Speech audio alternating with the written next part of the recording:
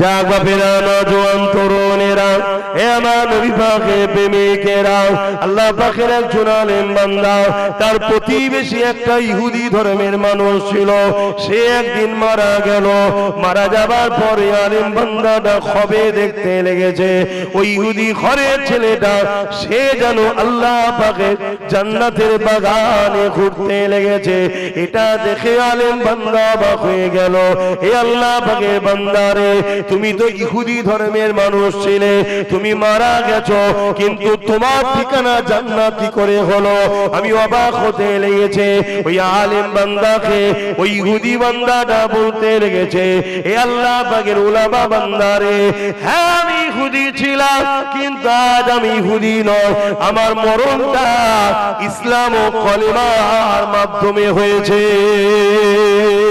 কারণটা কি বিস্তারিত বলো ওই সময় আলেম বান্দাকে ওই ইহুদি বান্দাটা বলতে লেগেছে যে কিন্তু এখন ইহুদি আর না সে বলতে লেগেছে একদিন আমি রোজার মাস ছিল আমি আমার সন্তানকে নিয়ে বাজারে গিয়েছি ওই বাজারে যাবার সময় আমার বেখিয়ালে আমার বাচ্চা দেখি একটা খাবার হাতে করে নিয়ে খেতে খেতে যাচ্ছে আমি তখন বাচ্চাতে খাবারটা নিয়ে বলেছিলাম বাবা তুমি আজকে খেও না ওপেন ভাবে কারণ মুসলমানেরা রোজা রেখেছে তারা উপোস রোজা করতে লেগেছে এইভাবে ওপেন যদি খাও তাদের সামনে যদি খাও হয়তো তাদের কষ্ট হতে পারে এই রোজাকে সম্মান জানিয়ে বাচ্চাকে ঘরে নিয়ে চলে এসেছিলাম তাকে খাবারটা তাকে দিইনি প্রকাশ্য খাবার জন্য এ আল্লাহ পাকের আলেম বান্দারে এই যে রোজাকে সম্মান জানিয়েছিলাম ওই রাত্রিরে আমি নূর নবীকে খবে দেখছিলাম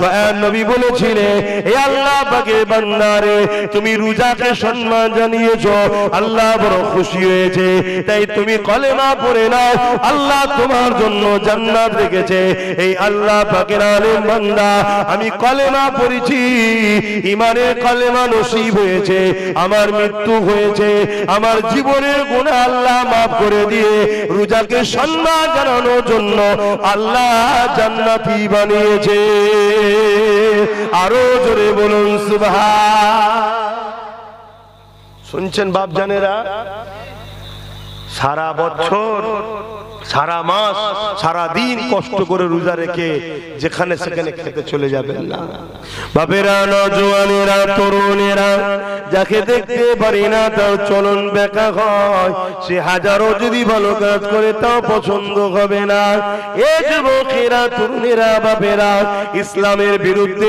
যুগে যুগে দুই শ্রেণীর মানুষ সবথেকে বেশি লেগেছে এক শ্রেণী হলো অত্যাচারী শাসক দ্বিতীয় নম্বর হলো ধর্মের নামে যারা ভণ্ডামি করে তারা ইসলামের বিরুদ্ধে যুগে যুগে লেগেছে কারণ ইসলাম ভণ্ডামিকে প্রকাশ করে দেয় ইসলামের আলোর কাজে তাদের ভণ্ডামি ধরা পড়ে যায় আর অত্যাচারী শাসকরা ইসলামের বিরোধী করে কারণ ইসলাম অত্যাচারী শাসকদের বিরুদ্ধে যুগে যুগে সংগ্রাম করে মনুষ্য জাতিগুলোকে দাসত্ব শিকল ভেঙে দিয়ে আজাদ করে দিয়েছে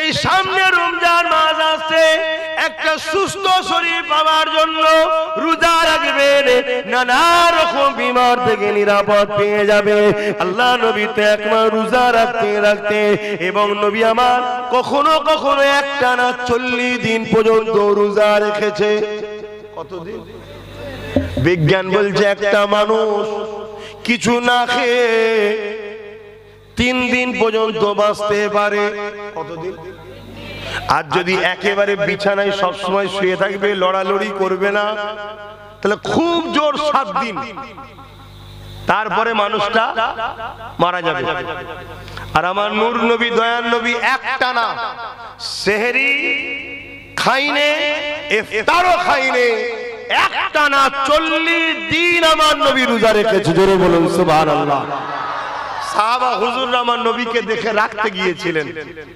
3 দিন পরে সাহাবা হুজুররা দুর্বল হয়ে গেছে না উঠতে পারছে না চলতে পারছে আল্লাহর নবী বললেন তোমাদের এই হাল কেন কি করেছো হুজুর আপনি 40 দিন রোজা রাখেন, আমরা আপনাকে অনুসরণ করব।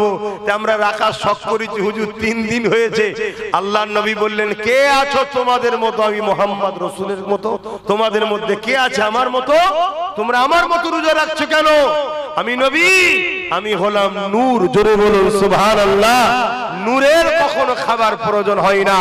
আবার আমি নবী বাসার মানুষ, তাই আমার খাবারও প্রয়োজন হয়।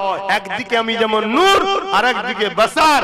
আমার নূরানিয়াতের প্রমাণ হলো আমি 40 দিন না খেয়ে থাকতে পারি, তোমরা পারবে না। জোরে বলুন সুবহানাল্লাহ। তো যাক, আমি যেটা বলতে চাইছি, আমার নবী পাক প্রতি সপ্তাহে 2টো করে রোজা রাখতেন। কটা করে? সোমবার, হয় বৃহস্পতি না শুক্রবার, এই 2টো করে রোজা রাখতেন। আমি প্রত্যেককে পরামর্শ দেবো, কি বাপ, কি ভাই, কি মা, সপ্তাহে 1টা করে রোজা রাখুন। আপনার শরীর দেখবেন কত সুন্দর থাকে। আপনি ট্রাই করুন। ট্রাই করতে কি আছে? আর সামনে রোজার মাস আসছে, কমসে কম 10টা রাখুন। রাখার পরে যদি দেখেন আপনার যা গ্যাসের সমস্যা আরো যা ছিল সব আল্লাহ করে সুস্থ দিকে যাচ্ছে, বাকি 20টা রাখবেন, আরো ভালো থাকবে। আরে ট্রাই করো তো সুস্থ শরীরের জন্য রোজা। জোরে বলুন সুবহানাল্লাহ। আর যদি না রাখো, এই অকালেই তোমায় যেতে হবে। আর এরকম হয়ে যাবে। কি হচ্ছে আজকাল চেহারাগুলো সব, এসব ফ্যাটি লিভারের জন্য হচ্ছে। কি গো, আমার অসুবিধা হচ্ছে নাকি? যে আবহাওয়া আসছে সামনে রোজা, তাই একটু রোজালে বলবো বলে একটু বলছি। আমার নবী পাক সাল্লাল্লাহু আলাইহি ওয়াসাল্লাম সপ্তাহে 2টো করে রোজা রাখতেন। এই যে শাবান মাস চলছে এখনো, এই মাসে পুরো 1 মাসও নবী রোজা রেখেছে, কখনো কখনো আবার রোজার মাসও রেখেছে। জোরে বলুন সুবহানাল্লাহ।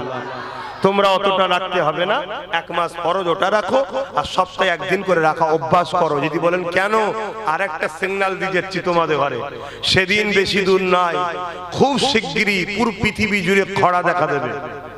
সেদিন আর বেশি দূর বলো বলো নয়, পুরো পৃথিবী জুড়ে খরা দেখা দেবে। মানুষ পাবে না খাবার। আমার দেশের যা খাবার মজুদ আছে, আমার দেশের খাবার 1 বেলা কি 2 বেলা যাবে, শেষ হয়ে যাবে। শুনছেন তো নাকি? পুরো দেশে খরা দেখা দেবে, পুরো পৃথিবীতে খরা দেখা দেবে। কিয়ামতের একটা বড় আলামত। আর সেদিনটা কিন্তু বেশি দূর নয়। নবী পাক যা নমুনা বলে গেছে সব মাইকে বলা যায়নি বাপ, ঘটনা ঘটছে সব। অতএব যাদের রোজা রাখা অভ্যেস আছে, তাদের কাছে যদি একটা রুটি থেকে, একটা রুটিকে 3 দিন চালিয়ে দেবে। বুঝাবার জন্য বলছি, একটা খেজুরে তাদের কাজ মিটে যাবে।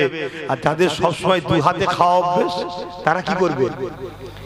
পাথর চাটকে যা রাস্তায় যে বই ওপরে পাথর চাট, হদ্দম খেয়েছিস, এতিম গরিব বিধবা দেখা দেখিনি, যার পেয়েছিস খেয়েছিস খায়। এবারে এসব গরিবদের বদয় হবে, চিন্তা কোনো কারণ নেই। কিন্তু যারা রোজা রাখে তাদের অসুবিধা আছে, আমরা খুশিতে আছি, আমাদের কোনো অসুবিধা নেই। তো আমাদের কোনো অসুবিধা নেই, পানিটা পেয়ে গেলেই হয়ে যাবে। কি পানি পেয়ে গেলেই হয়ে যাবে। তবে এটাও শুনে রেখে দাও, পানিরও লিয়া নামছে। শুনছো তো নাকি? মানে সাইজ করবে খোদা, এবারে ভালো তারে চিন্তার কোনো কারণ নেই। ইমানদারদের আবার চিন্তা কিসে?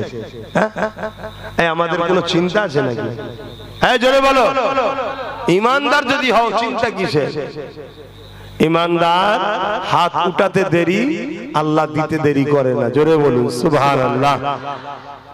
বাপেরা, নওজোয়ান তরুণেরা, এবারে চলে আসেন আমার ধর্মীয় বিষয়ে আলোচনা। ইসলাম রোজা কেন রাখতে বলেছে বিজ্ঞান ভিত্তিক তোমাকে জানিয়ে দিয়ে গেলাম, এর পাশাপাশি আবার জানিয়ে দিয়ে যায়। এ যুবকেরা, তরুণেরা, বাপেরা, আল্লাহ নবী জানিয়ে দিয়েছে কাল কিয়ামতের ময়দানে যেদিন সবাই নফসি নফসি করবে, ওই কঠিন ময়দানে মাশরে দাঁড়িয়ে থাকবে। এই ময়দানে মাশরে আল্লাহ পাকের আরশের উপরে একদল বান্দা বান্দীরা নিশ্চিন্তাতে জান্নাতি খানা খেতে থাকবে। ফেরেশতারা দেখে বলতে লাগবে, ও রব্বি আল্লাহ, ইরা কারা? এই ময়দানে মাশরে যেখানে সবাই নফসি নফসি করছে, আপনার এই বান্দা বান্দীগুলো নিশ্চিন্তাতে জান্নাতি খানা খাচ্ছে। ইরা কারা? ইরা কারা? আমার আল্লাহ জানিয়ে দেবে, ফারিস্তারে এরা হলো তারা দুনিয়া জমিনে যারা আমি আল্লাহ আমার খুশির জন্য খাদ্য থাকার পরও রোজার মাসে দিনের বেলা খাইনি, অর্থ থাকার পরও রোজার মাসে দিনের বেলা খাইনি, বাজারে গেছে কত মানুষ খেয়েছে আমার বান্দা গুলো দেখেছে, কিন্তু আমি আল্লাহ আমার খুশির জন্য খাইনি। আমি আল্লাহ আমার হুকুমকে যথাযথ পালন করেছে। এমনকি মাগরিবের সময় হয়েছে, ইফতারকে সামনে নিয়ে বসেছে, আমার বান্দা খিদার জ্বালা পেট জ্বলতে লেগেছে, পিপাসাতে বুক ফেটে যেতে লেগেছে, পানিও রয়েছে, ইফতারও রয়েছে, খেলে কেউ বাধা দিবারও না, কেন বান্দারও গায়ে ক্ষমতা রয়েছে, আমি খেলে তুমি কি করবে? কিন্তু তথাপিও বান্দা আমি আল্লাহ আমার খুশির জন্য খাইনি, আমাকে রাজি করার জন্য অপেক্ষা করেছে। আযান যখন দিয়েছে, আযান দিবার সাথে সাথে বান্দা আমাকে কিন্তু ভুলে যায়নি, আমি আল্লাহ আমার নাম নিয়েছে, আমার নাম নিয়ে বিসমিল্লাহ বলে নিয়ত করে বান্দা তারপরে ইফতার করেছে। আমি আল্লাহ আজকে দিনে আমার বান্দাকে তাই নিশ্চিন্তাতে জান্নাতি খানা খাওয়াচ্ছি। আরো জোরে বলুন সুবহান। চিন্তা করে দেখুন, এক তো সুস্থ শরীর হবে, আবার এত বড় একটা নিয়ামত পাওয়া যাবে যেদিন সবাই নফসি নফসি করবে, সেই দিনে আপনি নিশ্চিন্তায় জান্নাতি খানা খাবেন। রোজা তাহলে কত বড় নিয়ামত, রহমত, বরকত, মাগফিরাত, নাজাতের মাস হলো রোজা। আল্লাহ নবী বলেছেন যে রোজা পেল সে নিজেকে জান্নাতি বানাতে পারলো না, এর থেকে বড় হতভাগ্যবান আর কেউ নেই। মানে রোজা যদি পাওয়া যায় সে জান্নাতে যাবার জন্য ব্যবস্থা করে নিতে পারবে। রোজা এত বড় নিয়ামতের মাস, জোরে বলুন সুবহানাল্লাহ। এই মাসে আল্লাহ কোরআনকে নাজিল করেছে, জোরে বলুন সুবহানাল্লাহ। সেই মাস মহব্বতের সঙ্গে পালন করে, আদবের সাথে পালন করে, পাক পবিত্র ভাবে থাকবে, নামাজ রোজা কোরআন তিলাওয়াতের মধ্যে থাকবে।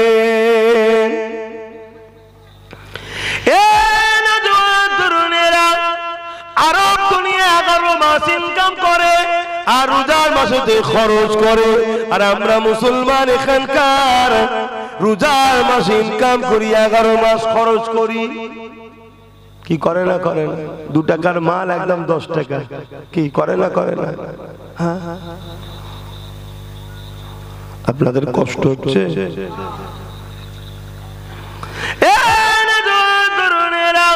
মনে রাখবেন এই রোজার মাসে যে একটা দিন আছে, একটা রাত আছে, কদরের রাত বলা হয়, যে রাতকে আল্লাহ তোমার নিয়ামতের রাত করেছে।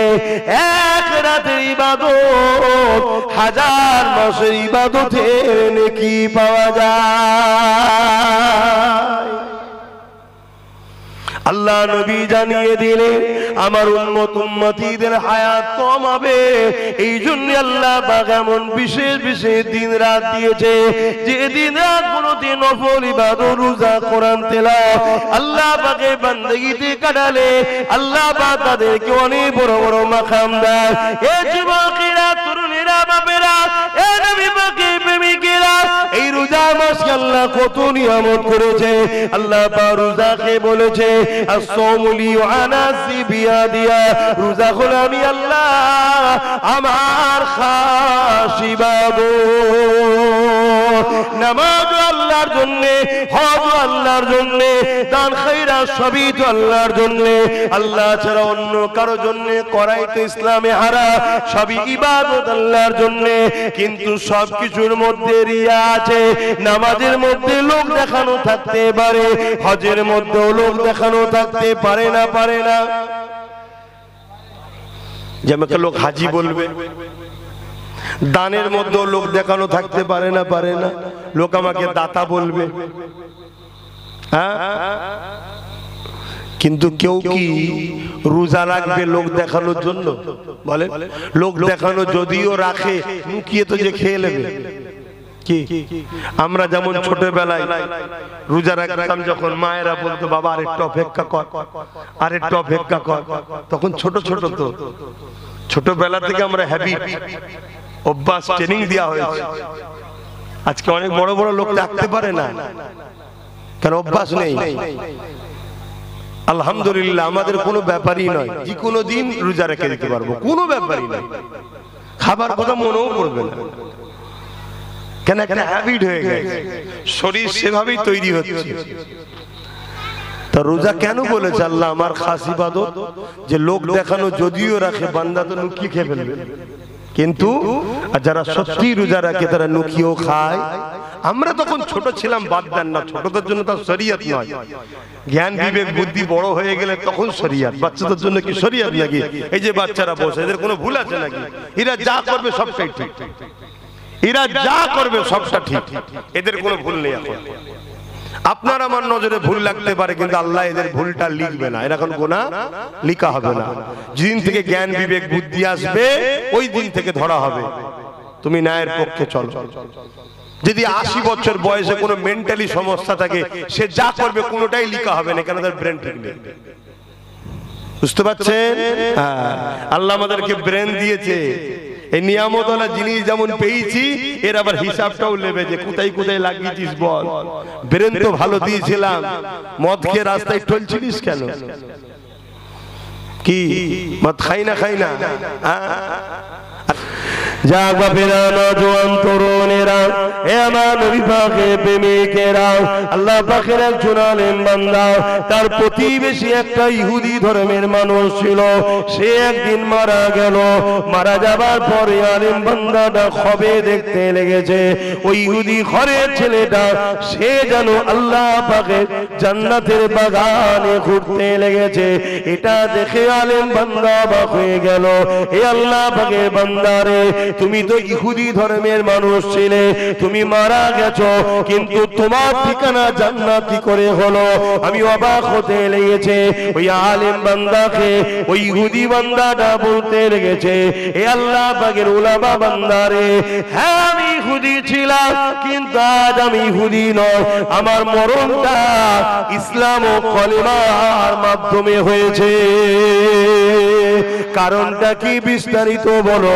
ওই সময় আলেম বান্দাকে ওই ইহুদি বান্দাটা বলতে লেগেছে যে কিন্তু এখন ইহুদি আর নাই। সে বলতে লেগেছে, একদিন আমি রোজার মাস ছিল, আমি আমার সন্তানকে নিয়ে বাজারে গিয়েছি। ওই বাজারে যাবার সময় আমার বেখিয়ালে আমার বাচ্চা দেখি একটা খাবার হাতে করে নিয়ে খেতে খেতে যাচ্ছে। আমি তখন বাচ্চাতে খাবারটা নিয়ে বলেছিলাম, বাবা তুমি আজকে খেও না ওপেন ভাবে, কেননা মুসলমানেরা রোজা রেখেছে, তারা উপোস রোজা করতে লেগেছে। এইভাবে ওপেন যদি খাও, তাদের সামনে যদি খাও, হয়তো তাদের কষ্ট হতে পারে। এই রোজাকে সম্মান জানিয়ে বাচ্চাকে ঘরে নিয়ে চলে এসেছিলাম, তাকে খাবারটা তাকে দিইনি প্রকাশ্য খাবার জন্য। এ আল্লাহ পাকের আলেম বান্দারে, এই যে রোজাকে সম্মান জানিয়েছিলাম, ওই রাত্রিরে আমি নূর নবীকে খবে দেখছিলাম।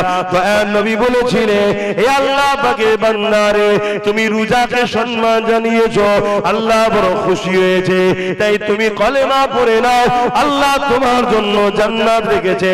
এই আল্লাহ পাকের আলেম বান্দা, আমি কলেমা পড়েছি, ইমানের কলেমা নসিব হয়েছে, আমার মৃত্যু হয়েছে, আমার জীবনের গুনাহ আল্লাহ মাফ করে দিয়ে রোজাকে সম্মান জানানোর জন্য আল্লাহ জান্নাতি বানিয়েছে। আরো জোরে বলুন সুবহান। শুনছেন বাপ জানেরা? সারা বছর, সারা মাস, সারা দিন কষ্ট করে রোজা রেখে যেখানে সেখানে খেতে চলে যাবেন না, খুব সাবধান। আমাকে অনেক ভালোবাসার লোকেরা দাওয়াত দেয় ইফতার ও দুয়ার মাহফিল। ইফতার ও দুয়ার মাহফিল, এটা যেটা আমাদের ধর্মীয় কাজ, ভালো জিনিস, এগুলো করবেন, আলেমদের লিয়ে করবেন, আলেমদের লিয়ে করবেন, নিজের ধর্মের কাজ নিজেদের লোক লিয়ে করবেন। কথা বুঝে আসছে? ভালো কাজ করুন।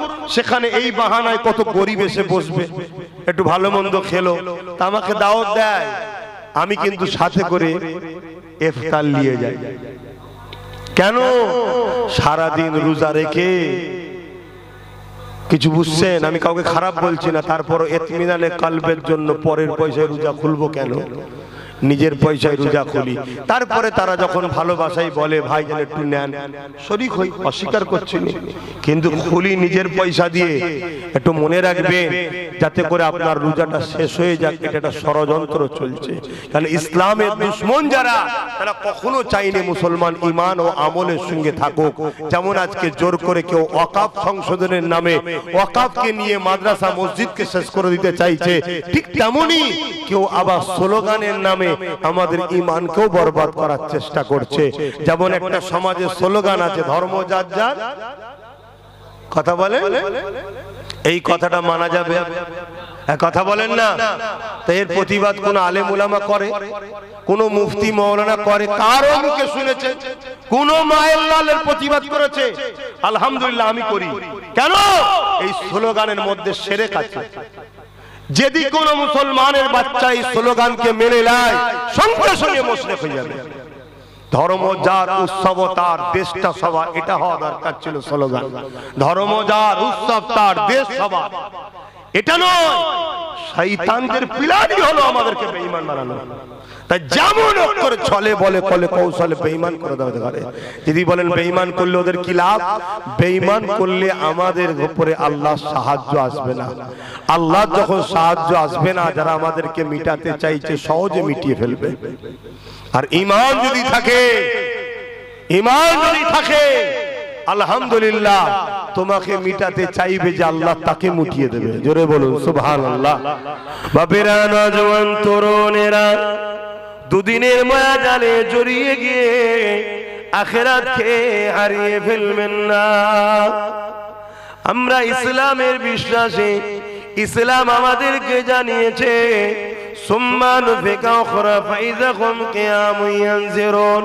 মৃত্যু আমাদের শেষ নয়, মৃত্যু হলো একটা মাধ্যম খাতা জমা দিবার।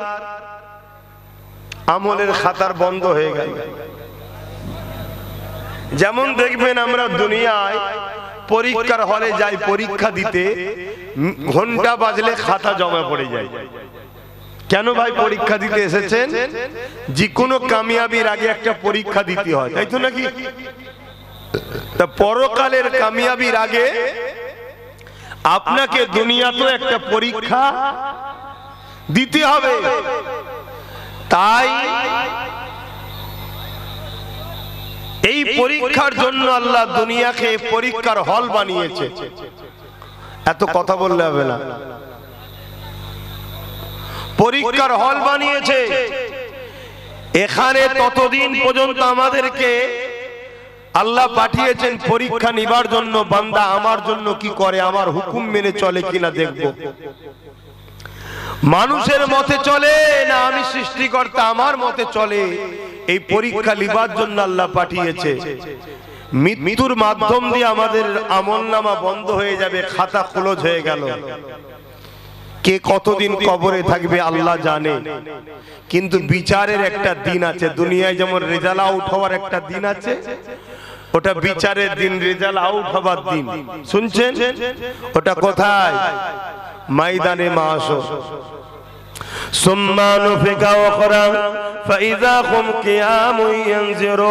ওই ময়দানে মাহশরে সবাইকে ওঠানো হবে। ওই দিনে আল্লাহ পাক যাদের ডান হাতে আমলনামা দেবে তারা কামিয়াবি হয়ে যাবে, যারা অন্যায়কারী হবে তাদের সিনার মধ্যে দিয়ে বাঁ হাতটাকে পিছনে দিয়ে পিছনে আমলনামা দেওয়া হবে।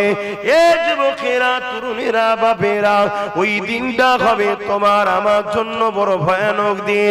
কানা মেঘদর খামসিনাল ফাসানাতে 50,000 বছরের একটা দিন সৃষ্টিকর্তা বানাবে। ওই দিনে তোমাকে আমাকে দাঁড়াতে হবে, সবাইকে আল্লাহ পাক ওই দিন হিসাব নেবে। এ যুবকেরা, ওই দিন মাথার এক বেগ দেখতে এক হাত উপরে আল্লাহ সূর্যকে নামিয়ে দেবে, সূর্যের 12 গুণ তাপকে আল্লাহ বাড়িয়ে দেবে। মাথার খিনুগুলো গলে গলে নাক দিয়ে জোরে জোরে পড়তে থাকবে। মানুষ কিন্তু মারা যাবে না। শুনছেন তো? মানুষের শরীরে এখানে একটা জিনিস আছে যেটাকে আত্মা বলা হয়, রূহ বলা হয়।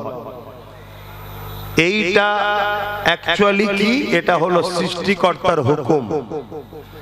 মায়ের পেটে যখন আমাদেরকে তৈরি করেছেন সৃষ্টিকর্তা, 120 দিন পর এই বডির মধ্যে সৃষ্টিকর্তা এই রূহ বা আত্মাকে ফুঁকে দেয়, পাঠিয়ে দেয়। তখনই আমরা মায়ের পেটে লড়ালড়ি শুরু করি। ডাক্তারখানায় মা যায়, এখন দেশ বিজ্ঞান তারাক্কি করছে, মেশিন লাগায়, মায়ের কানে দেয়, মা শোনে, বাচ্চা নিঃশ্বাস নিচ্ছে, টানছে, ছাড়ছে, মায়ের দিলটা বড় খুশি হয়ে যায়। জোরে বলুন সুবহানাল্লাহ।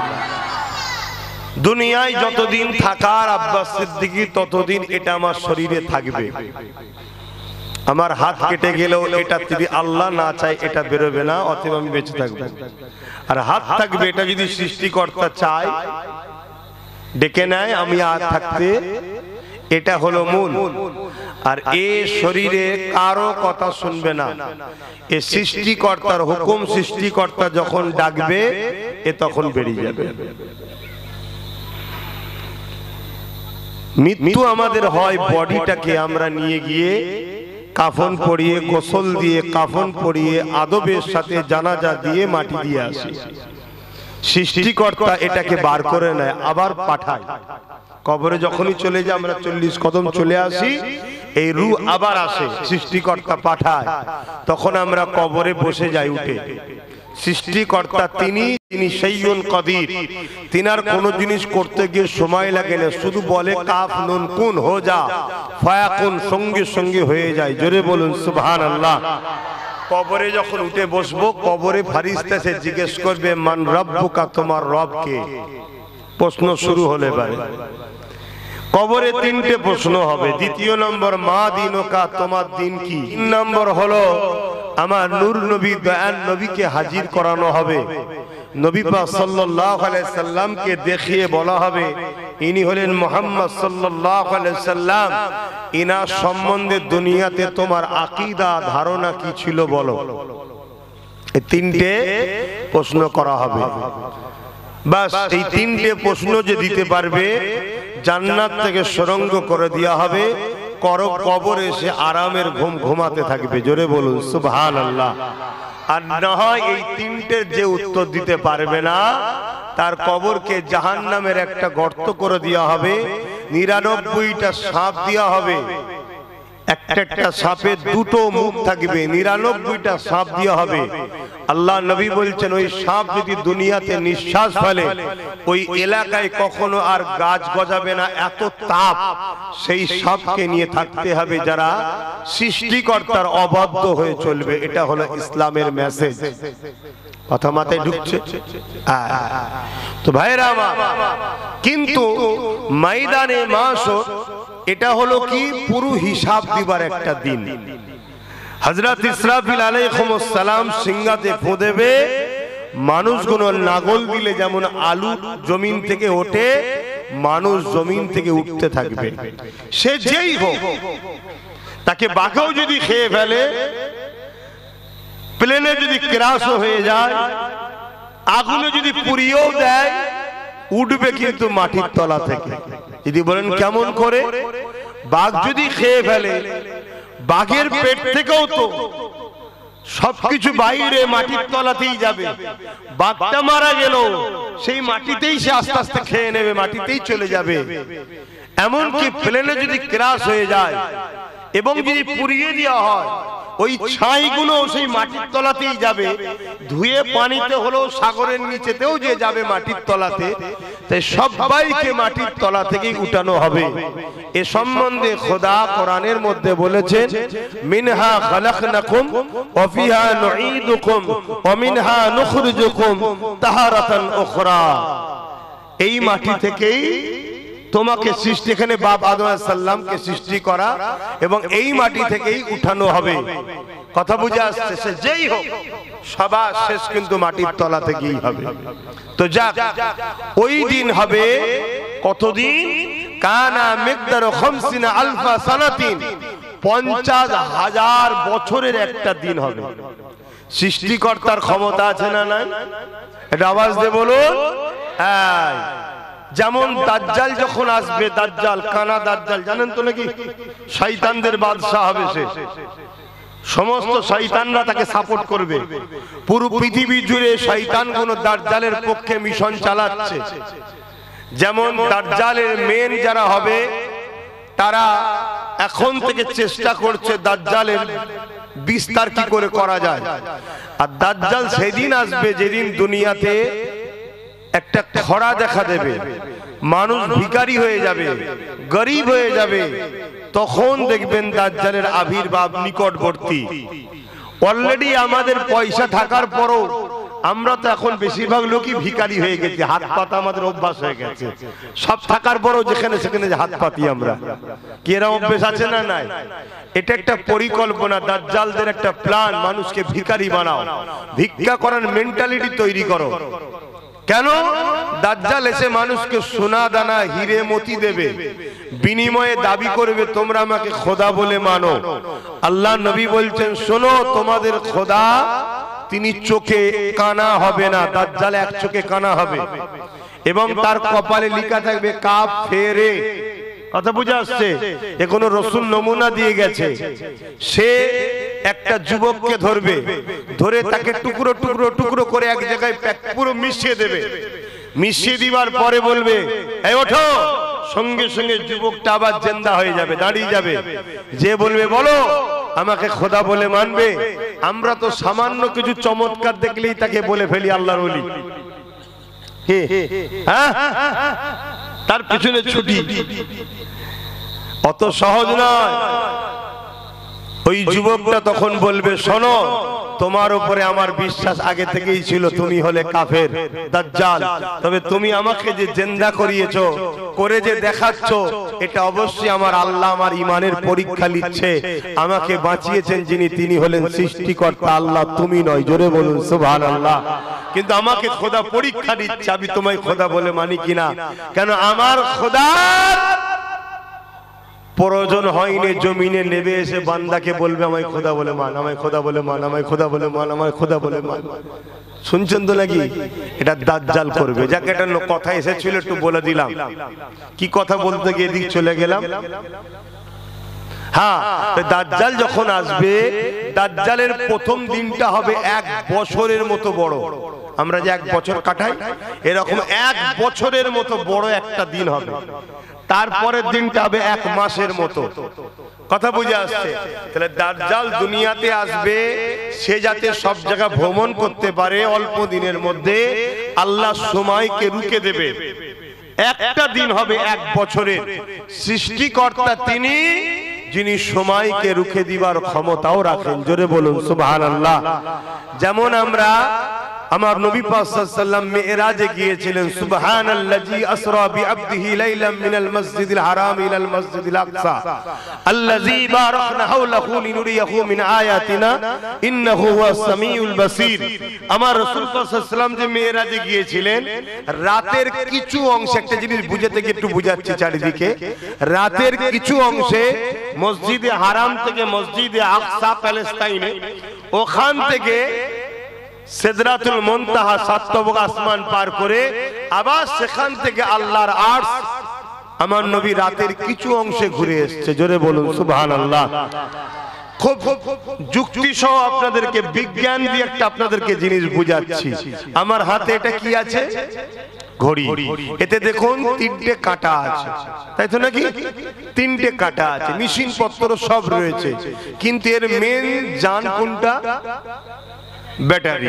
ব্যাটারি যদি না থাকে, ধরুন এক্ষুনি ব্যাটারিটা বার করব, যে কাঁটাটা যেখানে আছে সে কাঁটাটা সেখানেই দাঁড়িয়ে যাবে, ঠিক না? আবার একটা ব্যাটারি যখন লাগাবো, সেখান থেকে চলা শুরু হবে। আমার আল্লাহ এ কায়নাতের জান মোহাম্মদ রসুলকে করেছে। জোরে বলুন সুবহানাল্লাহ। নবী যখন দুনিয়া থেকে বেরিয়ে চলে গেলেন, এ দুনিয়ার প্রত্যেকটা জিনিস যেখানে যেভাবে ছিল সেইভাবে দাঁড়িয়ে রয়ে গেছে। কতক্ষণ সময়, কত টাইম লেগেছে আল্লাহ ভালো জানে। তবে এতটুকু বলতে পারি, সৃষ্টিকর্তা তিনি, যিনি শাইউল কাদির, তিনি সর্বশক্তিমান। তিনার কাছে কোনো জিনিসের জন্য কমজোরি বা দুর্বল করতে তিনাকে পারেন না, তিনি হলেন সৃষ্টিকর্তা। তিনি ময়দানে মাশরটাকে বানাবেন, একটা দিন হবে 50,000 বছরের মতো লম্বা। কানা মিকদারু 50 আলফা সানাতিন, কোরআন বলছে। আর কোরআন এমন একটা কিতাব, পৃথিবীর কোন মায়ের লাল কোরআনের ভুল তো দূরের কথা, একটা জেদ জবরকেও পেশ নুক্তাকেও চেঞ্জ করতে এখনো, জোরে বলুন, কিন্তু কোরআনের ভুল বার করার জন্য পৃথিবীতে এত লক্ষ কোটি মিলিয়ন বিলিয়ন টাকা খরচ করা হচ্ছে, অন্য বিষয়ে মনে এত কোটি খরচ হয় না। আমেরিকা বলুন, ফ্রান্স বলুন, ব্রিটেন বলুন, জাপান বলুন, পৃথিবীর যত উন্নত মানের দেশ আছে, তারা কোরআনকে রিসার্চ করছে দুটো কারণে। কোরআন থেকে নিজেদের ঘরে তারা কি করছে, আর একটা হচ্ছে কোরআনকে ভুল বার করব। শুনছেন তো নাকি? কেউ 20 বছর, কেউ 30 বছর, কেউ 40 বছর ধরে কোরআনের রিসার্চ করে বলছে যে ভুল পেয়েছি, কোরআনের নয় আমার, আমি কোরআনকে না মেনে আছি, এটাই হলো সব থেকে ভুল। আমি কোরআনকে মেনে নিলাম, কেন কোরআন মানুষের কথা নয়, স্রষ্টার কথা। জোরে বলুন সুবহানাল্লাহ, আরো জোরে বলুন সুবহানাল্লাহ। সেই কোরআন বলছে কিয়ামতের একটা দিন হবে ময়দানে মাশর বিচারের, কতদিন? 50,000 বছরের একটা দিন হবে, যেদিন মাথার উপরে আল্লাহ সূর্যকে নামিয়ে দেবে। বর্তমান সূর্য কোটি কোটি মাইল দূরে রয়েছে, সেদিন সূর্যের তাপ আল্লাহ 12 গুণ আবার বাড়িয়ে দেবে। মানুষের মাথা খেনুগুলো লাগ দিয়ে ঘুরে ঘুরে ঝরতে থাকবে। ওই দিনেতে এমনও দেখা যাবে নিজের বাপকে ছেলে জমিনে শুইয়ে দিয়ে তার বুকের উপরে পা দিয়ে দাঁড়িয়ে যাচ্ছে। ওই ময়দানে মাশর এমনও ছেলে পাওয়া যাবে নিজের বাপকে জমিনে শুইয়ে দেবে, এমনও বাপ পাওয়া যাবে নিজের ছেলেকে জমিনে শুইয়ে দেবে, তার বুকের উপরে পা দিয়ে দাঁড়িয়ে যাবে। এমনও মেয়ে পাওয়া যাবে নিজের মাকে জমিনে শুইয়ে দেবে, এমনও মা পাওয়া যাবে নিজের মেয়েকে জমিনে শুইয়ে দেবে, দিয়ে তার বুকের উপরে পা দিয়ে দাঁড়িয়ে যাবে। সাহাবা হুজুররা জিজ্ঞাসা করলে, ইয়া রাসূলুল্লাহ হাবিবাল্লাহ, এই রকমটা কেন হবে? আল্লাহ নবী বলেছিলেন, লোহাকে আগুনে দিলে পুড়ে পুড়ে যেমন লাল হয়ে যায়, ওই সূর্যের তাপেতে জমিন খানা লাল হয়ে যাবে। যে যাকে পারবে জোর করে জমিনে শুইয়ে দে, তার বুকের উপরে পা দিয়ে দাঁড়িয়ে যাবে, কেন জমিনে তারা দাঁড়াতে পারবে না। এ যুবকেরা, তরুণেরা, বাপেরা, ওই দিনটা হবে তোমার আমার হিসাবের দিন। শুনছেন? 100 টাকা বাজার করতে দিয়ে হিসাব নেন না নেন? বলুন, 100 টাকা বাজার করতে গিয়ে হিসাব নেন না নেন? আপনি সবাই হিসাব নেন না নেন? তা যিনি আমাকে দুটো হাত দিয়েছে, দুটো চোখ দিয়েছে, দুটো কান দিয়েছে, দুটো পা দিয়েছে, দুটো কিডনি দিয়েছে, হার্ট দিয়েছে, জবানে কথা দিয়েছে, চিবাবার জন্য 2 ধরনের দাঁত, গোস্ত খাবার জন্য 1 ধরনের দাঁত, আর শাক সবজি খাবার জন্য আর 1 ধরনের দাঁত। কথা বুঝে আসছে না? এত কিছু দিয়েছে, কত রকম সবজি, কত রকম খাদ্য, কত রকম ফল, কত রকম কি তিনি আমাদেরকে দিয়েছে। জমিন আমাদের জন্য বিছানা, আসমান আমাদের জন্য ছাদ যিনি বানিয়েছে, তিনি আমাদের হিসাব নেবে না? বান্দা হাত দ্বারা কি করেছি বল, বান্দা পা দ্বারা কি করেছি বল, বান্দারে চোখে রোশনি আমি দিয়েছিলাম। বান্দা তোরা জানিস তোদের এক একটা চোখে 13,000 কোটি করে লেন্স আমি দিয়েছি। বাপেরা, নওজওয়ানেরা, মন দিয়ে শোনেন, আল্লাহ পাক কিয়ামতের দিনটাকে এত কঠিন দিন করবে, যে দিনে তোমাকে আমাকে হিসাবটা দিতে হবে। ওরে আমার বান্দা বান্দি রে, আমি আল্লাহ তোদেরকে চোখ দিয়েছিলাম, এই চোখ দিয়ে তোরা কি দেখেছি বল? চোখ কে দিয়েছে? সৃষ্টিকর্তা আমাদেরকে এক একটা চোখে 13 দুগুণে 26,000 কোটি লেন্স দিয়েছে। শোনো শোনো শোনো, আরে বিজ্ঞান তো 150 বছরের, তার আগে বিজ্ঞান ছিল কোথায়? এখনো বিজ্ঞান হাতড়াচ্ছে, কিছু খুঁজে পায়নি। সাগর থেকে 1 ফুটা পেয়েছে হয়তো। আমি তিনার কথা বলছি, যিনি পুরো পৃথিবীকে সমস্ত জ্ঞানের দরজা খুলে দিয়েছে, তিনি হলেন মুহাম্মদ রাসূল। জোরে বলুন সুবহানাল্লাহ। তার আগে মানুষ কিছুই জানতো না।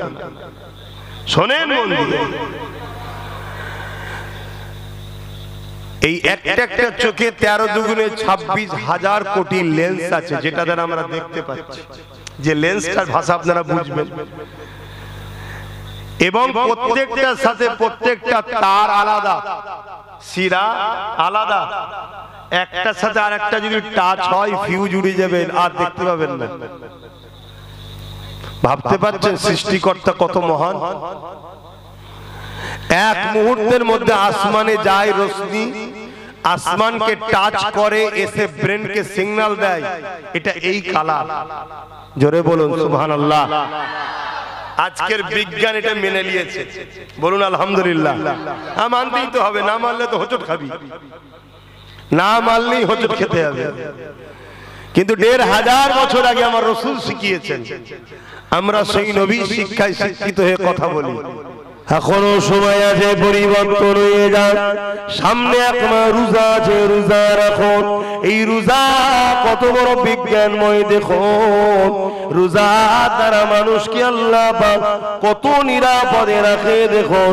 এই যুবকেরা, তরুণেরা, বাপেরা, আমাদের শরীরের মধ্যে 11টা মাস যা কিছু খাচ্ছি, খাদ্যের মধ্যে ধুলো বালি, ব্যাকটেরিয়া, ভাইরাস, জাম ঢুকছে না, ঢোকে না?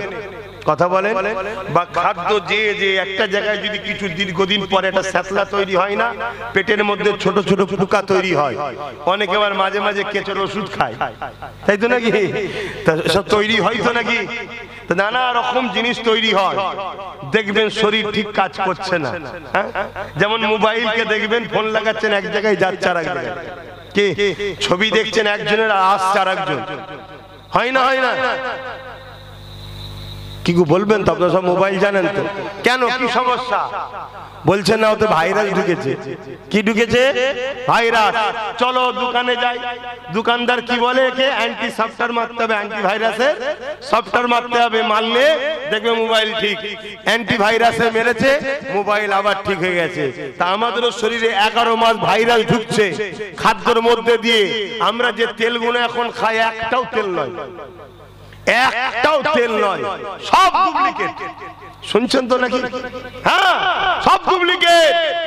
সমাজের বড়, আর কি বলবো, এবার অন্য জায়গায় চলে যাবে, কথা থাক, আর বলে লাভ নেই। সব ভেজাল, সব ভেজাল। মাছ খাবেন, মাছ। হ্যাঁ, আপনারা তো শহরতলির মানুষ, গ্রামগঞ্জের লোকেরা তবুও যদি একটু ভালো পায়, আপনারা তো কিছুই পান না।